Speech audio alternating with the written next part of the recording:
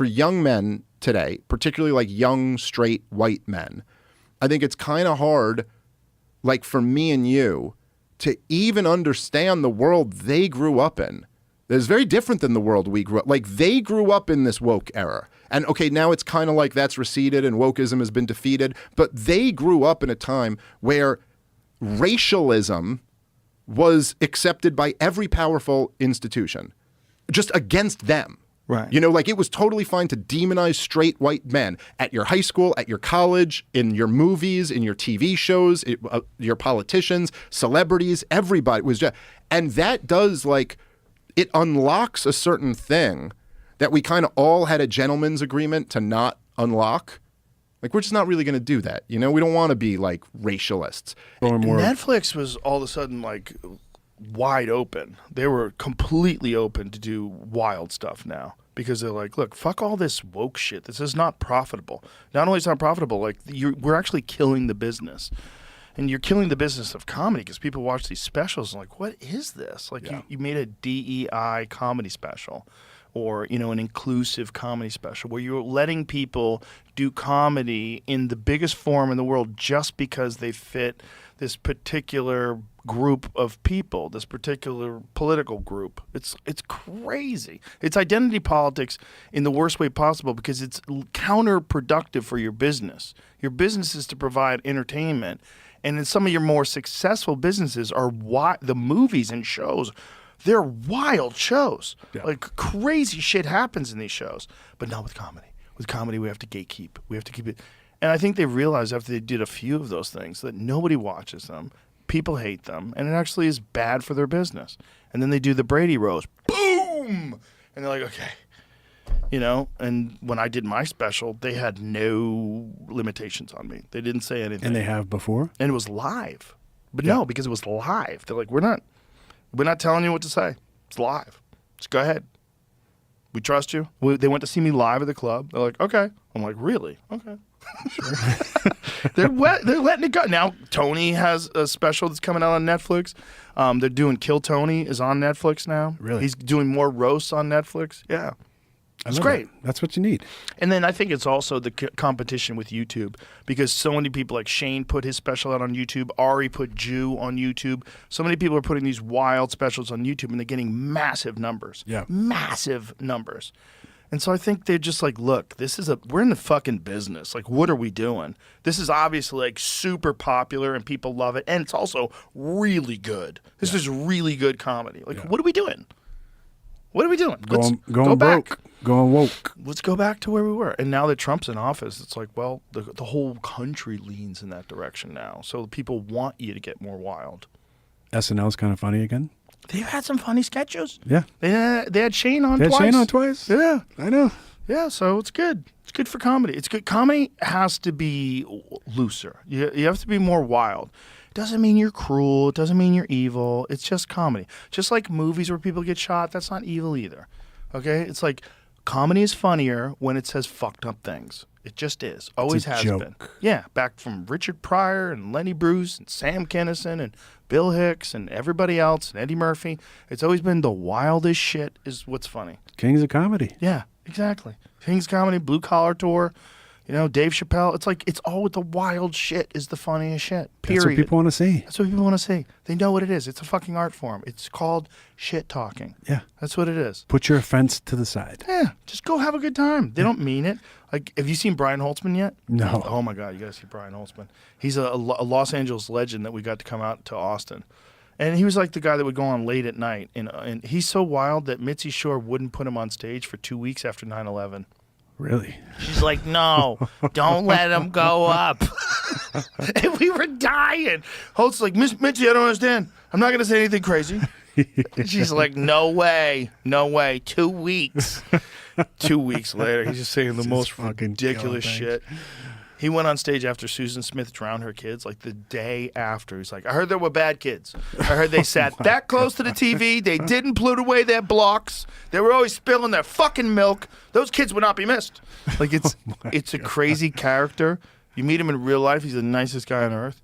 But he's so funny. He's so ridiculous. I don't want to tell you what he's talking about now. I don't want to give it away, but Comics just line up to watch this guy. Like Yeah. when he's on stage, we all get onto the balcony. Like, oh, Holtzman's Has he going been in the mothership? Oh, yeah, he headlines there all the time. Nice. He's there all the time.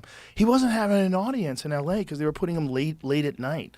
And here we're like, throw him up at 10 o'clock. Let him headline. Yeah. Give him 40 minutes, man. Let him go off. I love it. It's fun. It's a good time for comedy, a really good time for comedy. But movies, though, we need Yeah. movies. Movies haven't caught up, though. No, but have you I'm seen... not saying we got to go make Tropic Thunder multiple times. Have you seen Segura's new Netflix series? No. Oh, my God. Is it? It's so crazy. Yeah. It's so crazy. It's What is called it? Bad Thoughts. Okay. It's these short sketches, these short films, essentially. They're all like short, like 5-10 minute films. Yeah. And there's just a bunch of them. And they're fucking ridiculous. Like so outrageous and so crazy that you're watching like, no, oh my God, what the fuck, dude? Is it just really him wild. or is Bert with him? A bunch of people. No, Bert is Yeah. not in it. And Bert actually made a video congratulating outs. Tom and Bert's on the saying, outs. I don't know why I wasn't on it. Did you think about me having me on it? Kind of weird that my best friend didn't have me on his show. Yeah. He's like, and he told Tom, I'm kind of joking, but also kind of serious. Yeah. Like, was there any talks about having me on He's it? a little hurt. Your first alternate, Bert. You just missed the cut. I wasn't on it either. Yeah. You know, who cares? Just it's great. It's really great. And it's like Netflix taking wild chances. Just completely wild chances. Well, they got so much goddamn money. Like, Yes. Yeah, and so many viewers. You know, it's like if you want to reach the most people, it's YouTube and then Netflix. you think UFC is going to go to Netflix? I don't know if they could do that. I'm a dummy. I'm not a business guy. I don't understand. So the problem is, would they be pay-per-view still? Because the Mike Tyson-Jake Paul fight was on Netflix, and it was just you could just watch it. Yeah. Just like you watch everything else. You have to pay more for it. So if they had the UFC on Netflix, but they made people pay more for it, I don't know how that would work out. What if you just did like $5?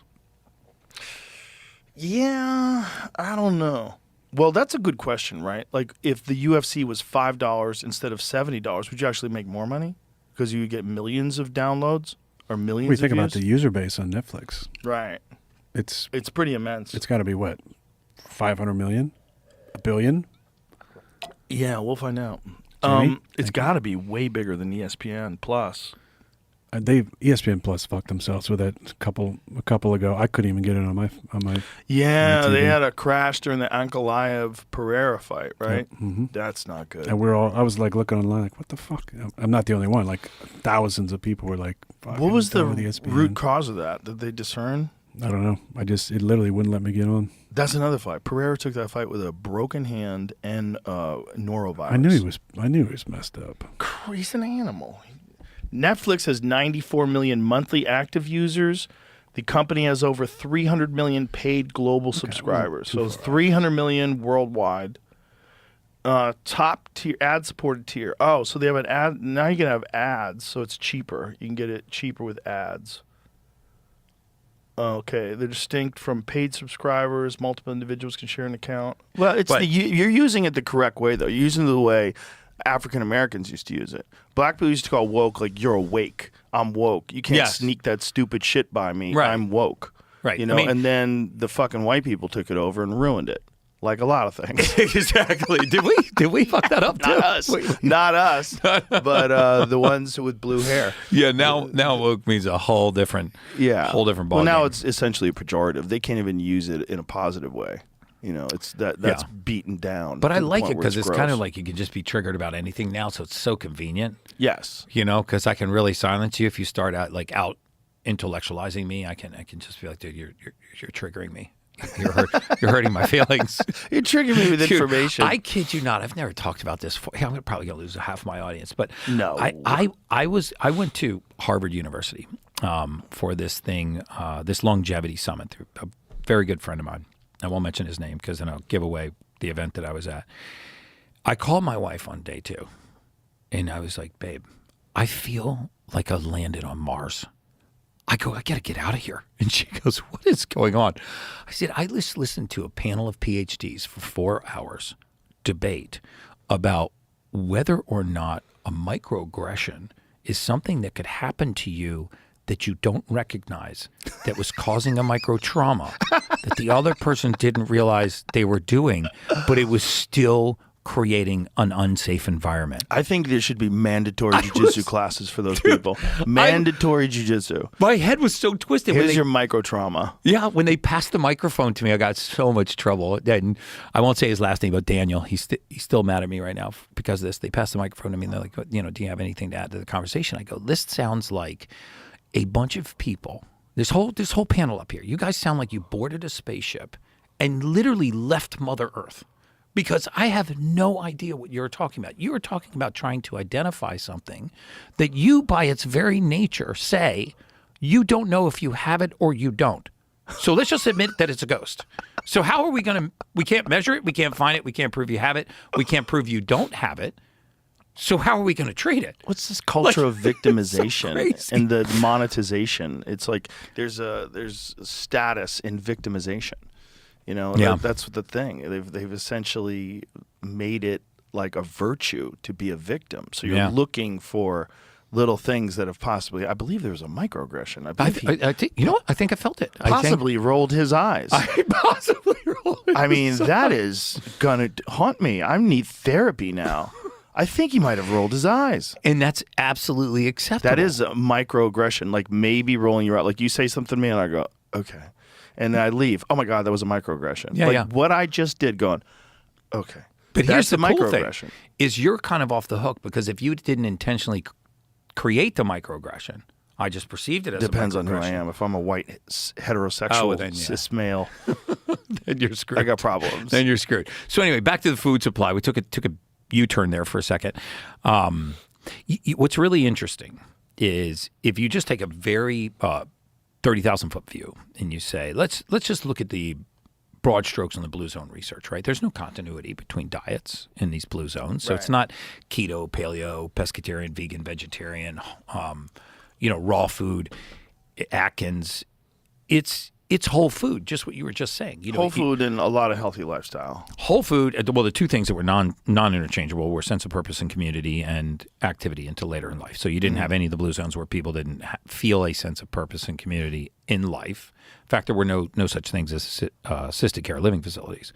The assisted care in those countries is mom and dad move back in with the kids until the day that they die. And there's a lot to be said for that because maybe grandma's only purpose is to go out and get vegetables for dinner that night, but she has a purpose. And she's a part of the community. And she's also not locked up in a community. home with a bunch of people who don't really care about her. Yeah. We knew something in the mortality space because I used to study mortality and mortality research. And we knew that if you wanted to cut somebody's life expectancy in half at any age, and I mean at any age, you put them in isolation. So as soon as you create isolation, you dramatically reduce, if not half, the life expectancy. Now, later in life, we would call this broken heart syndrome, caregiver syndrome, and these were actually very valid syndromes. So if we actually were doing the life expectancy on an elderly spouse who was still applying for insurance, or we were looking at what's called a second to die claim on life insurance policy, and one spouse had passed away, we would dramatically reduce the life expectancy of the second spouse. And the reason why that's important is I think that people don't realize that we are actually being isolated in plain sight, right? I mean, we are trying to create connection through our phones. We're trying to create connection through social media. And these are not human connections. In fact, if you look at the rates of depression, suicide, suicidal ideation, obesity, chronic mental illness, and I think we actually have a chronic lack of mental fitness, not necessarily a mental illness crisis in this country. And if you look at the skyrocketing rates of these conditions and how they are creeping into younger and younger and younger generations, you got 9-year-olds being treated for depression now, right? So what's happening? What's happening is isolation in plain sight. We don't problem solve anymore. We don't have communities with our friends anymore. We actually don't build social connections. We've lost our connection to Mother Nature. That's why I like going out to my place in Colorado. It's probably like you like bow hunting. And it's just nature. Old school connection to Mother Nature. And how freaking good do you feel? Yeah, it's very, very good. I really wish I lived in nature.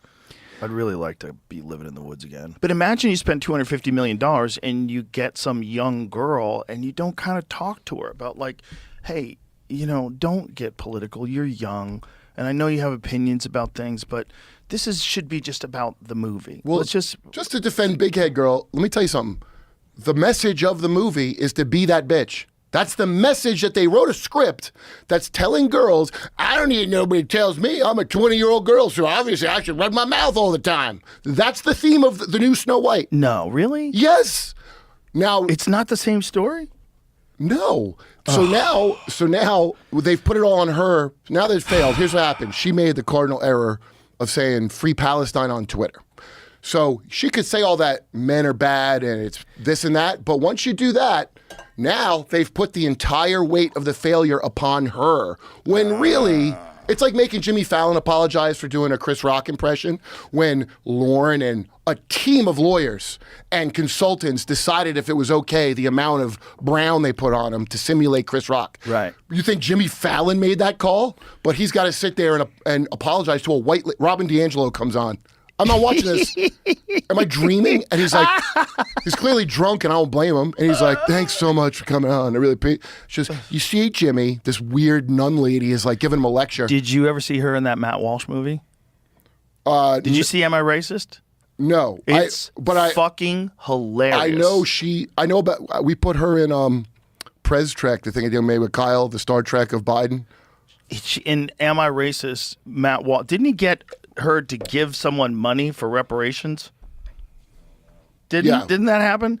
Did you see the movie? No, but I But saw. he's a fake academic who's talking to her, and he's like a fake woke guy with like a fake ponytail, and you know he gets her to say the most ridiculous shit. It's so because funny. her money depends on it. And he said something interesting. I'm talking about, which is the reason. Because why would these people sit here and he used to say about the Daily Show? Why would they sit there and be on the thing?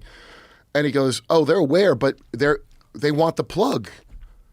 Do you understand? Their demographic wants to see them be stupid, and they're going to defend them no matter what. So it don't matter.